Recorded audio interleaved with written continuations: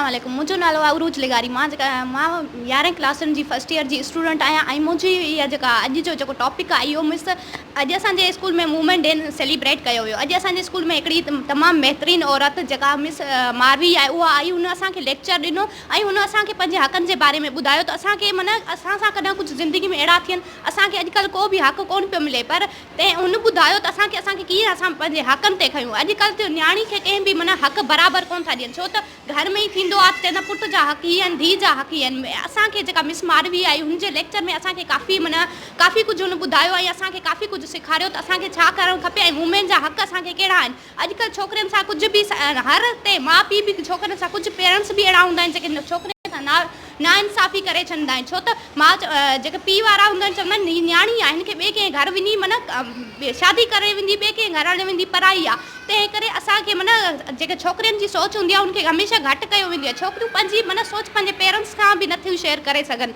मां ख़्वाजा सरनि जे बारे में इहा ॻाल्हि ॿुधाइणु चाहींदुमि, छो त असांखे अलाह सां ई पैदा कयो आहे। न्याणी पुटु धीउ ख़्वाजा सर सभु अलाह सां ई पैदा कयो आहे, त असांखे खपे जंहिं माना पहिरियां पंहिंजे जेके माना अलाह न करे जंहिंखे ख़्वाजा पैदा थिए पियो हुननि जी फैमिली खे खपे त हुनखे सपोर्ट करे ऐं हुनखे अॻिए खणी अचे, ताकी हुनखे ॾिसी ॿी जेका सोसाइटी आहे त हुनखे सपोर्ट करे। इंसानु चवंदो आहे पंहिंजी इज़त हूंदी आहे पंहिंजे हथ में, जॾहिं तुंहिंजी फैमिली हुनखे सपोर्ट कंदी, हुनजी इज़त कंदी त पोइ ॿिया पाणे कंदा।